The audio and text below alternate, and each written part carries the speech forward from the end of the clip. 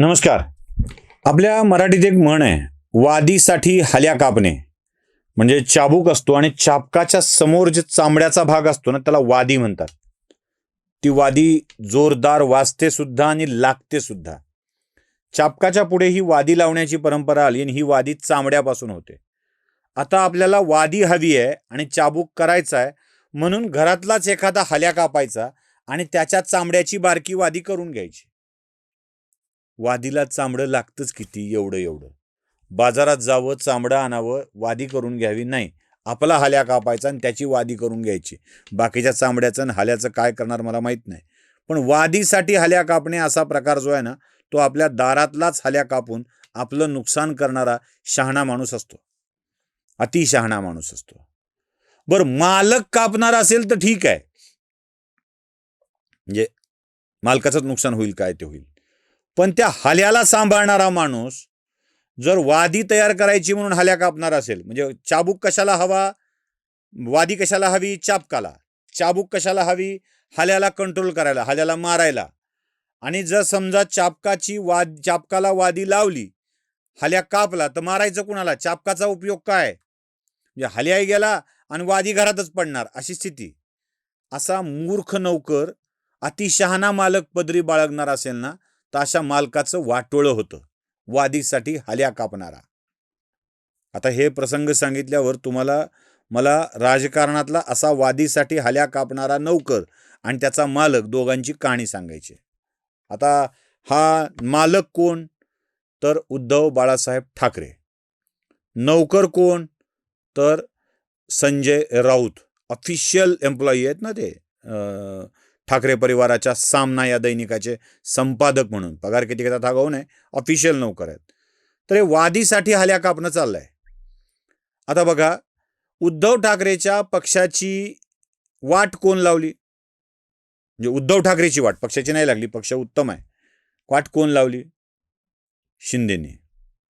उद्धव ठाकरेंचे पहिले आमदार कोण फोडले, 40, शिंदेने. उद्धव ठाकरेंचे खासदार कोण फोडले, शिंदेने. उद्धव ठाकरेंचा पक्ष कोण नेला, शिंदेने. उद्धव ठाकरेंचं चिन्ह कोण घेतलं, शिंदेने. आपल्या पक्षाच्या वास्तूला बाळासाहेब भवन नाव देऊन उद्धव ठाकरेंचा पिता कोण चोरला, त्यांच्या भाषेत बाप, शिंदेने.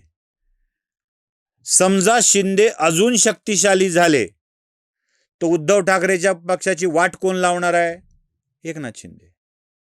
एवढी सोपी उत्तरं असताना एकनाथ शिंदेला बळ देण्याचा प्रयत्न करणे म्हणजे काय. हे संजय राऊत नावाचा बडगुंजा रोज प्रेस कॉन्फरन्स घेऊन एकच विषय मांडतोय, काय, देवेंद्र फडणवीस मुख्यमंत्री पदावरून पायउतार होणार, दिल्लीत जाणार, कधी शिक्षण मंत्री होणार, कधी अर्थमंत्री होणार, तर कधी संरक्षण मंत्री होणार. वारंवार, अगदी कालपर्यंत सुद्धा संजय राऊत हेच वाक्य बोलतायत. मी त्यांची काही वाक्य निवडक तुम्हाला ऐकवतो, ऐका. केंद्रामध्ये काही अशा विशिष्ट हालचाली सुरू आहेत. केंद्रीय मंत्रिमंडळामध्ये काही महत्त्वाचे फेरबदल करण्यासंदर्भात पण गेल्या अनेक काळापासून सुरू आहेत. त्याच्यात अर्थमंत्री बदलले जातील, कोणी म्हणते परराष्ट्र व्यवहार मंत्री बदलले जातील, कोणी म्हणतात राजनाथ सिंग यांनाच घरी पाठवलं जाईल. अशा प्रकारच्या बातम्या चर्चेमध्ये आहेत. आणि मग महाराष्ट्रातून देवेंद्र फडणवीस हे सातत्यानं केंद्रात जातील असं म्हटलं जातं. आता केंद्रात जातील म्हणजे काय करणार, आमच्या त्यांना शुभेच्छा आहेत की 2029 पूर्वी जर तुम्हाला पंतप्रधान पदाची संधी मिळाली तर महाराष्ट्राला आनंद होईल, मराठी माणूस झाला म्हणून. तर ताज्या माजी मुख्यमंत्र्यांनी जायला हरकत नव्हती, ते गेले नाहीत. याचा अर्थ ते देवेंद्र फडणवीसांना मुख्यमंत्री मानायला तयार नाहीत आणि स्वतःला माजी मुख्यमंत्री मानायला तयार नाहीत. म्हणजे ते भावी मुख्यमंत्री आहेत. आता देवेंद्र फडणवीसांनी त्याच्यापासून सावध राहिलं पाहिजे. पाहिली, सावधान देवेंद्र फडणवीस असं सुद्धा ते म्हणतात की देवेंद्र फडणवीस सावधान राहा, उद्या शिंदे तुमची जागा घेणार आहेत, तुम्हाला दिल्लीत पाठवणार आहेत, वगैरे वगैरे. आता या सगळ्या वाक्याच्या नंतर मला प्रश्न पडतो, हे देवेंद्र फडणवीसांना दिल्लीत का पाठवायला लागलेत. राऊत, कावळ्याच्या शापानी ढोर मरत नाही, तसं संजय राऊतांनी फडणवीसांना कुठे पाठवायचं याचा निर्णय घेण्याचं काहीच कारण नाही, त्यांची क्षमता नाही, अवकात नाही, त्यांना अधिकार नाही, काहीच नाही. हे आपलं बसायचं आणि काव काव काव काव काव काव करत राहायचं. म्हणजे उगीच वाटावं लोकांना की खरं आहे की काय. यासाठी हे सगळं चाललंय. याला गोबेल्स तंत्राचा अवलंब करायचा पद्धत वापरतात. पण संजय राऊत जे करतात ना, त्याला गोबेल्स तंत्र म्हणत नाहीत, त्याला वेडेपणा म्हणतात. म्हणजे गावच्या बाहेर एक येडा असते बघा, आपलं एकच ते नाच चालू असतो काहीतरी त्याचा बोलण्याचा, एखादंच वाक्य, आता मी बघतो, आता मी बघतो, आता मी बघतो, ते वेडा असतात. तो गोबेल्स नसतो. त्यांना बघतो म्हणल्यामुळे लोकांना खरंच एक दिवशी एक कुणाच तरी चांगली बघेल असं नाही वाटत. पागलाय रोज काहीतरी बोलतात म्हणते. संजय राऊतांची अवस्था तशी झाली आहे. आता माझा मूळ प्रश्न आहे की देवेंद्र फडणवीस जर दिल्लीत गेले तर राज्यात मुख्यमंत्री कोण होणार? टेल बोला बोला संजय राऊत सांगा कोण होणार? एकनाथ शिंदे. म्हणजे हे संजय राऊतांच्या डोक्यातलं वाक्य बरं का हे. एकनाथ शिंदे मुख्यमंत्री होऊ पाहत आहेत. आता जर एकनाथ शिंदे मुख्यमंत्री झाले आणि एवढे शक्तिशाली झाले राज्यात, तर उद्धव ठाकरेच्या पक्षाची पिशवी तरी शिल्लक ठेवतील का? काहीतरी शिल्लक ठेवतील का?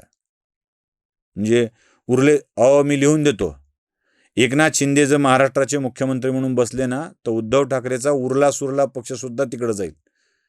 उरला सुरला म्हणजे फक्त आदित्य वगळता वरुण सरदेसाई सुद्धा राहणार नाहीत, मिलिंद नार्वेकर सुद्धा जातील आणि बाकीच्यांना तर बिचाऱ्यांना काय पटकन जावंच लागणार आहे, पर्याय राहणार नाही.